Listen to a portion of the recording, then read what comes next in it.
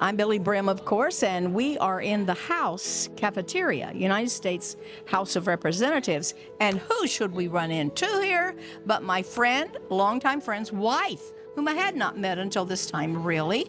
And Lee-at is your name. Yes. And you live where? I live in Judea and Samaria in a little town called Neria. It's right outside of Ramallah. People have heard of Beit El, so we're on the other side of Ramallah, across the line. That's where we live. And so we're that's some of our favorite territory. The world likes to call it the West Bank, but it is actually not. It is Judea in the Bible and Samaria. And actually the prophets, when the Lord told the prophets, you see, God said, I'm going to bring you home. Now you think about it, 1945, they're coming up out of the death camps. And 1948, they've got a country. Amazing. And the country, God said, you go back and you go back and you rebuild Ephraim. You go to the places of Manasseh. He told them exactly where to go and exactly where to build the villages. And guess what? That's Judea and Samaria. Actually, Neria itself is in the biblical part of Ephraim, where Ephraim settled in the biblical days, because Israel was divided into tribes. And we are in Nachalat Ephraim, in the Nachala of Ephraim, actually, where today it's called Binyamin, because Binyamin is a big part of Judea and Samaria. And but it is Nachalat Ephraim, originally the Ephraim tribe. Now, Ephraim and Manasseh, or Manasseh we say, two sons of Joseph. That's right. And so they have the two areas. Now, God said, you go back there.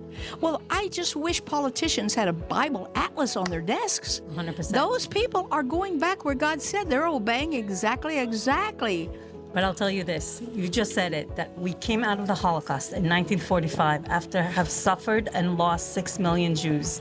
If you would have gone to anybody out of the camps, and 3 of my grandparents were Holocaust survivors, and so was my father-in-law. From what country? My grandmother is from Belgium, and they ran around Europe hiding from the Nazis throughout the war, and then they got on a boat miraculously got on a boat from Italy to America. That was on the one boat that America let in. Roosevelt did not allow the boats in. He sent them back to Europe. One boat he allowed in. They went to Oswego in upstate New York. It was an army camp. They had to sign that they're going back to Europe after the war. But then he died, and Truman let them in. Oh, yeah. So that was my grandmother. Another grandmother of mine started in Romania and ended up during the Holocaust, she was in Auschwitz. After Auschwitz, they took her to a work camp. She survived. Her parents didn't, and neither did 5 of her siblings. But 3 siblings did survive. One of them, my grandmother. 3 girls survived. Thank God. And then she went back to Romania to see who came back in terms of the family. And then they weren't allowed to move to Israel for 10 years because Romania is a communist country. It was a communist country, and this Rabbi Rosen really saved a bunch of Jews from Romania, brought them to Israel in 1962. This is prophecy fulfilled. They've come from all over the world. God said, I'm going to gather them from the 4 corners of the earth, right in one family. You see it right happen here. Now, we're going to go moving up to Gaza. And Shelley told me something that you said that just shocked me, because we went into Gaza. We marched with Orange.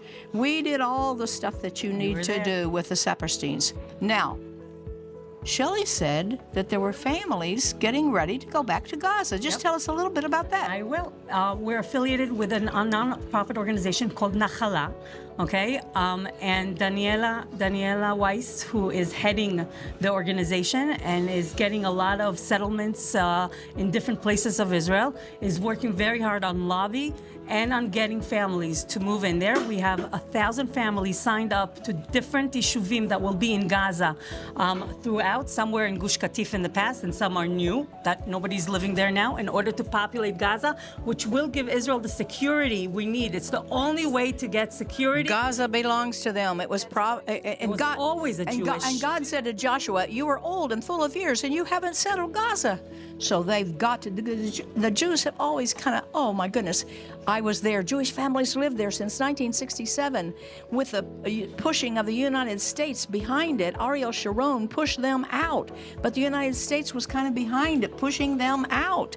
And so this is good news to me because I do believe that Gaza needs to be settled. And I don't know all the answers to Gaza, but I know one thing, it belongs to the Jews. It does. It has always been a Jewish state. It's always been a Jewish state. It's always, we have ancient history there. Ancient history. So, shalom, shalom. Shalom.